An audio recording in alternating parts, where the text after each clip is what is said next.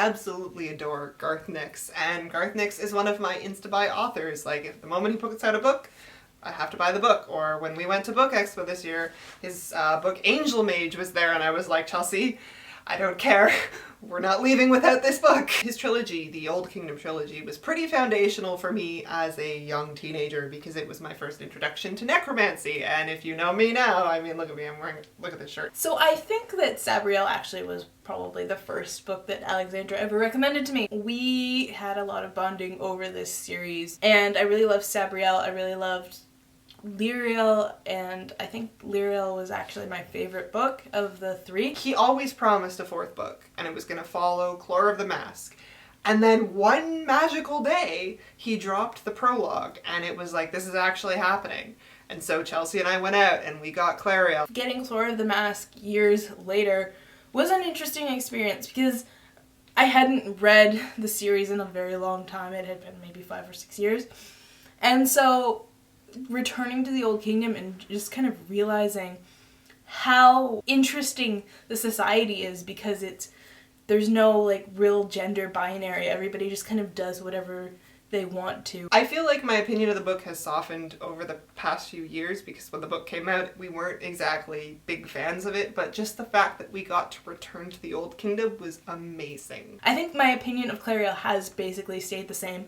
It wasn't my favorite, and I don't know, it just didn't quite gel for me, but returning to the Old Kingdom was great, and he has since kept going with Golden Hand, which was, in my opinion, like the best successor to Sabriel. So when we filmed our Clariel review, we decided last minute that what we wanted to do for the opening was like have us on the river of death, doing the whole like, oh, you know, we've been trapped here and now we're free.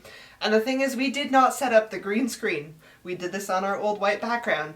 And I finagled the shit out of that footage, and I green screened on that white screen, and it looks beautiful. Why did we decide to film on the white background? I don't know, you just were like, let's do this, and I'm like, okay.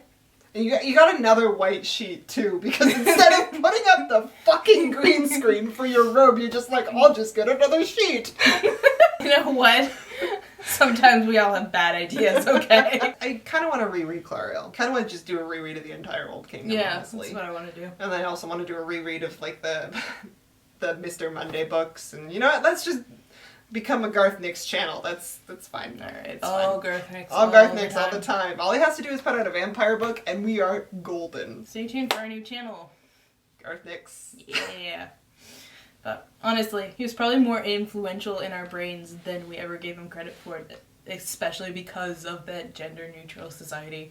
Yeah, like, I remember when I was reading Clariel, and it's just like, women can be in the guard, and like the mother, Clariel's mother, is this like big artisan, and the father just does the books, and I was just like, wait, no. There are no specific gender roles confining any of these characters, and then, since then, we've kind of noticed that this is an ongoing thing in all of his books.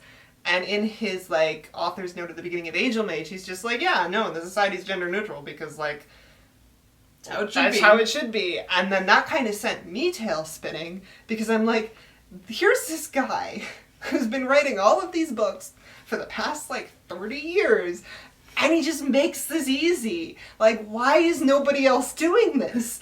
Like nobody's commented on it either. Like it's just there. So you know what, Garth Nix? Good on you. Good on you.